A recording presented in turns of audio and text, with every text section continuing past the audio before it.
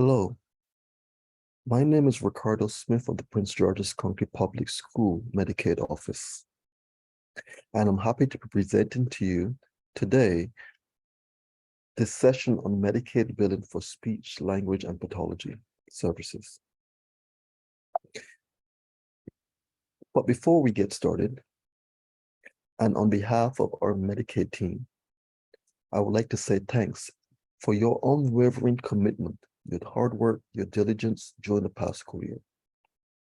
The last few years have been extremely challenging, but you stood tall, you persevered, and you made it through the end of the school year. The fruits of your labor will be seen in the lives of each one of your students. Also, the fruits of your labor have been seen in your production last year, where we recorded one of the highest performance in past years for speech services in regards to Medicaid billing. Thank you, and know that you are always valued and appreciated by our office. In this session, we'll touch on the annual audit. We'll review some of the key concepts for therapy and assessments. We'll also review IEP service coordination for speech-only students. And we'll wrap it up with False Claims Act. Every year, MSDE and the Maryland Department of Health sends in a team. That team is called the Interagency Medicaid Monitoring Team to review billing records.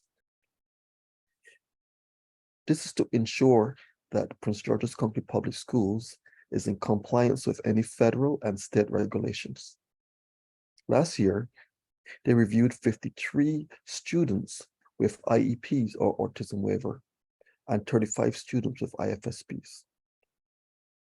Although we will not discuss the findings in this session regarding the IFSPs, there were 2 findings regarding IEPs that relates to speech.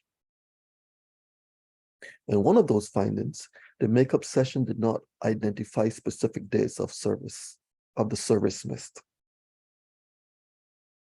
Although we'll go through this in more detail later, this is just serving as a reminder that when you're documenting your makeup session, just remember to document it as a makeup session and to indicate the full date for the session that was actually missed.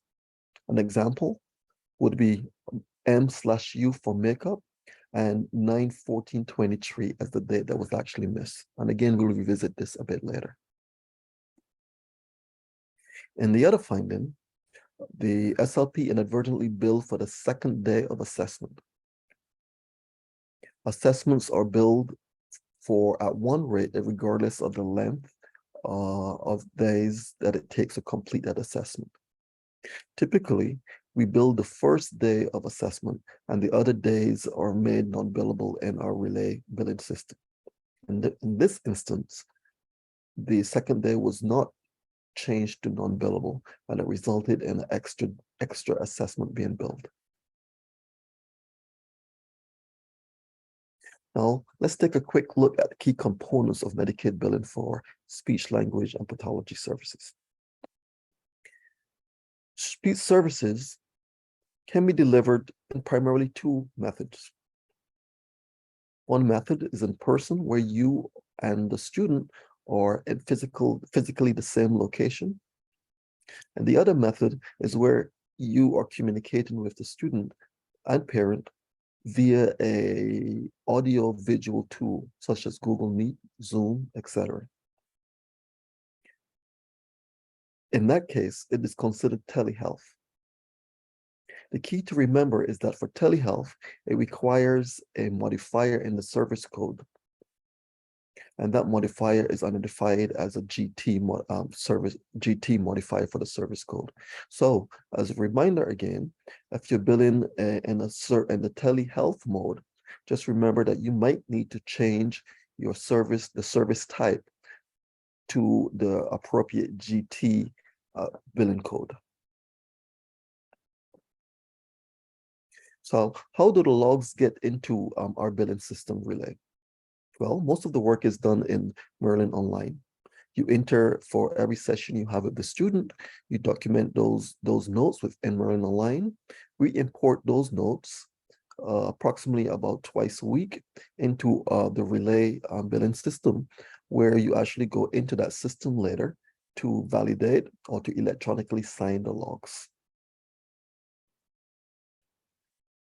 Some key things to remember about documenting in Merlin Online, just to include the start and stop time. We encourage you to include the session numbers. For example, if a student's prescription is three sessions a month, so you would put one of, two of for that month at the beginning of each session notes. This helps to ensure you do not exceed the frequency outlined in the or prescribed in the IEP. Of course, you write a detailed description of your service. Typically, it would include the activities that you partake in that session, include a measurable outcome if where possible. At the end of the note, you might want to include your name and your title, and all of these can be copied and pasted in from a Word document, just to make it easy for you to document the name at the end of the note. And again, although we'll go into makeups a little bit later, if it's a makeup session, just remember to document it as such.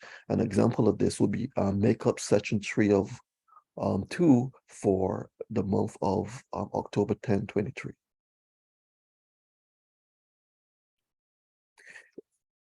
It's important to identify the appropriate session or absent code in Merlin Online.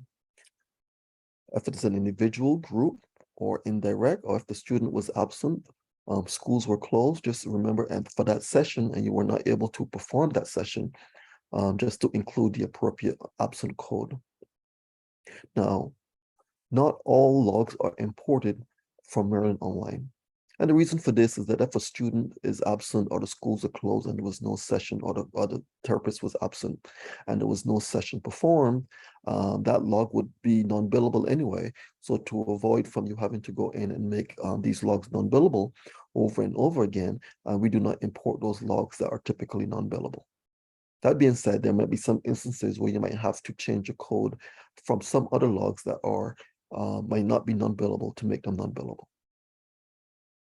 So how do we document sessions for therapy? Well, there are two methods that we encourage you to document makeup sessions. One is using the makeup function in Merlin Online.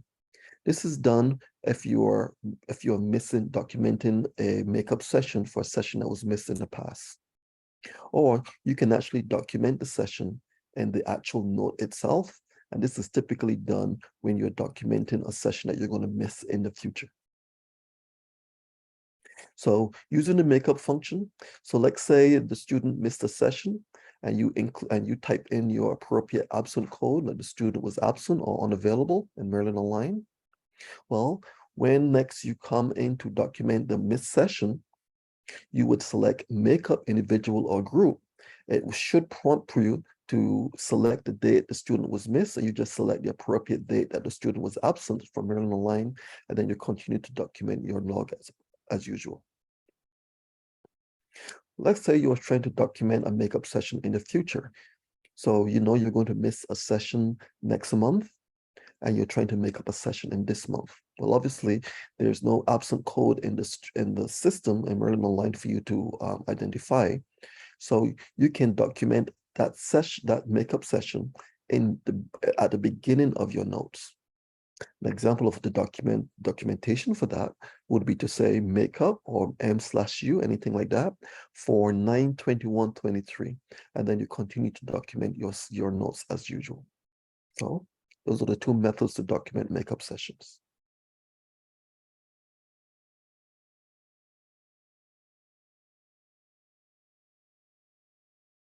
Okay, let's move on to assessments. Now, all assessments are available whether the student qualifies for the service or not. So let's say you're doing an assessment and you determine that the student does not qualify for special education services. We can still bill for that assessment. Just a reminder for that.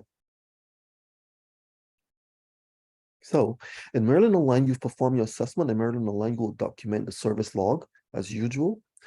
Typically, we encourage you to, at the beginning of the note, to indicate that it was some sort of testing. Wording such as initiated formal language testing or day one of the formal testing. Any such language like that would trigger us that it was an assessment. And again, we'll pull in that note into from Maryland Online into Relay, and you would select as you're validating, you would select the appropriate evaluation type. You should enter the assessment report in Maryland Online, and many times you might want to upload a signed assessment report into the profile section of Maryland Online. Some key things to remember about the dates. The assessment date or the billing date that you will use in the relay system should be the same date as the date of the assessment. It's not necessarily the date of the report, because you might be documenting or completing the report several days later, several weeks later, but the date of the assessment, you actually perform the assessment, that's the date that should be the billing date in the relay billing system. On the screen is an example of how you can compare that, ensure that you have the right date in the relay system.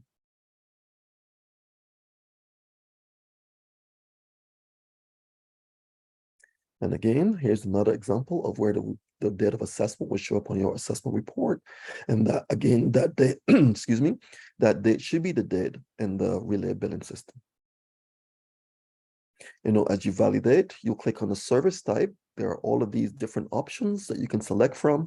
You select the appropriate type of assessment or evaluation. And you might, if the assessment was done either via a particular audio visual method, you can also select the one with the appropriate modifier.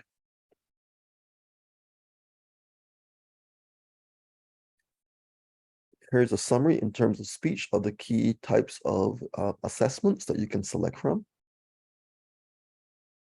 Okay, so let's move on to IEP service coordination. Now remember, you're doing your therapy and assessment notes. You do that for all of your students, all of your speech students. But for IEP service coordination, this is the one that relates only to your speech only or your O4 students. So if you have some speech only students, then you are the case manager.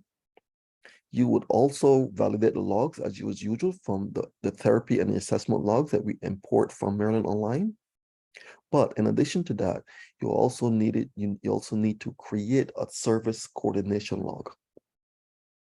If it's not a speech only student, then you are not the case manager, and all you need to do is to validate the logs that were imported from Maryland Online. So this everything that follows relates to speech only students. So what's the priority for billing logs for speech only students? Well, for service coordination, we want you to bill, and every month you're going to ask the question, which one of these things have occurred? And this is your priority. So if there's an IEP meeting in that month, we want you to bill that as your service coordination log. So if there's an IEP meeting, bill that first. If there was an IEP meeting in that month and you send a quarterly IEP progress report home that is documented in Maryland Online, then you should bill that second. We'll explain how these will be billed in a few minutes.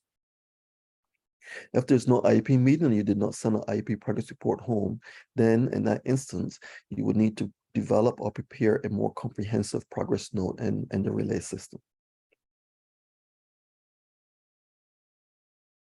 So what's new for this year? Well, it's not really new for this year, but just to reiterate some of the methods that we've done in the past few years.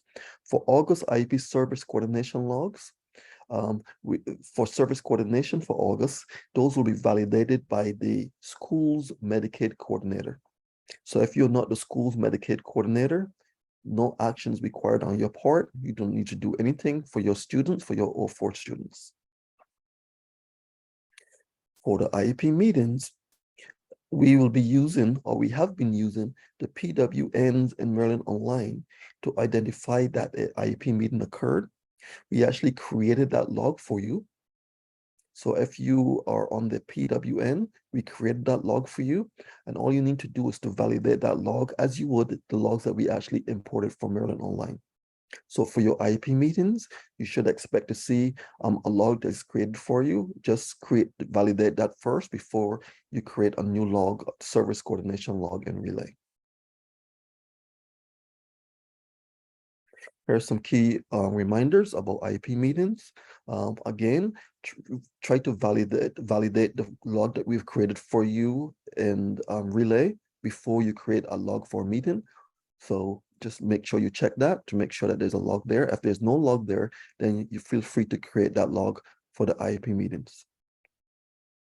Ensure that the service date is the actual date of the IEP meetings. This is one instance where the date is very important. Ensure that the service date is the actual date of the IEP meetings. The service type would be T1023, typically for the periodic, or the modifier for the initial, but mostly you'll be dealing with the periodic meeting, which is T1023. And the comments could be as simply as IEP meeting was held for the student this month. You don't need to document a whole summary of the meeting.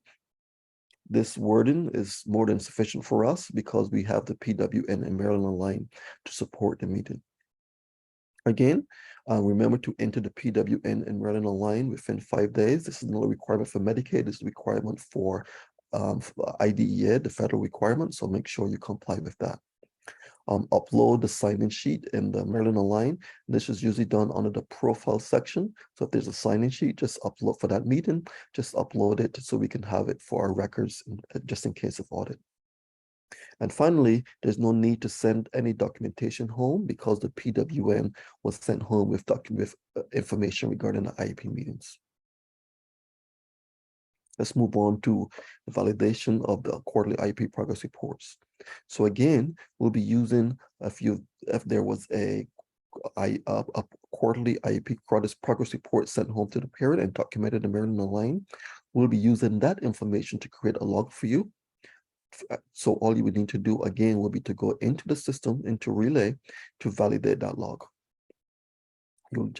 We'll create the wording. Everything will be the same as it would be in Maryland Online.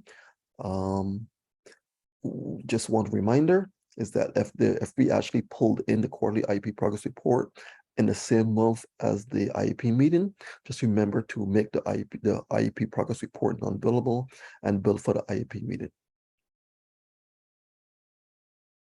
Some keys to remember about quarterly IEP progress reports: validate the log that we've created for you first. If you don't see that log, then you can feel free to create a new log in Relay. But we're hoping to capture most of those quarterly IEP progress reports for you on your behalf, so you don't have to create it yourself. The service date could be any date in the billing month, and the service type would be T10-2022 quarterly IEP progress report. And the comment section will be simply quarterly progress report sent home to parent or anything similar to that wording. Again, there's no need to send any detailed student report home to parents. Okay, let's move on to the comprehensive notes. So there's no IEP meeting in that month. There's no quarterly progress report sent home to the parent in that month. Then we need to do a more comprehensive note. For speech, language providers, just a reminder, a service coordination comprehensive note is not therapy. It's not your therapeutic note, but is a communication with the parent about the child's progress towards a mastery of an IEP goal. So for a speech-only student, there will be a speech goal that is in the IEP, and you're writing to the parent. The progress report is a documentation or communication to the parent about the student's progress towards that goal. So it's not a therapeutic note. Just again, do not try to use the same note. Do not copy and paste the therapy note and put it in as a service coordination note. It's more a progress note towards the parent.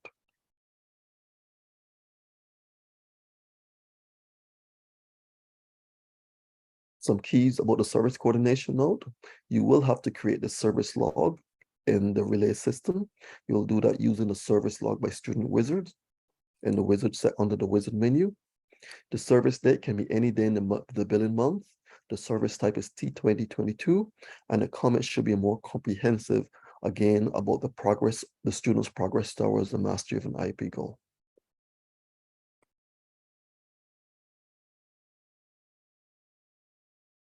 In this instance, you are required to send home a copy of that progress report, that comprehensive progress report, to the parent. Okay, let's wrap it up with the False Claims Act. What is it? Well, there are two aspects to it. And this act goes back as a federal, and it's in most states, almost all the states, and it pretty much prevents false and erroneous billing towards the federal government. So the False Claims Act prohibits any individual from knowingly making a false claim or submitting a false claim to a federal health program. Federal health program will be an example of that, would be Medicaid. This does not include an unintentional error. So if you made a grammatical error, had a wrong date by mistake, that's not intentional. But if you knowingly submitted a false claim, then that's where the law comes in. There's another section about the Whistleblower Act, where you can file a complaint if you are aware of any suspected fraud, waste, or abuse. And within the school system, there's a 1-800 number and an online access to a report that allows you to report any suspected fraud, waste, or abuse. Well, that's it. That's all you need to know, mostly, for a successful Medicaid billing, like how we did last year, for this year. If there are any questions that you have, you can find most of the information, including this presentation, on our website. It is www.pgcps.org/Medicaid, and you can click on Training and Forms. You'll be able to find most of our training manuals, our training presentations right there. Of course, feel free to email your liaison, angela.miles@pgcps.org, or feel free to email me as well, ricardo.smith at pgcps.org. That's it. If you have any questions, again, feel free to reach out, and we certainly appreciate having you on board. Thanks.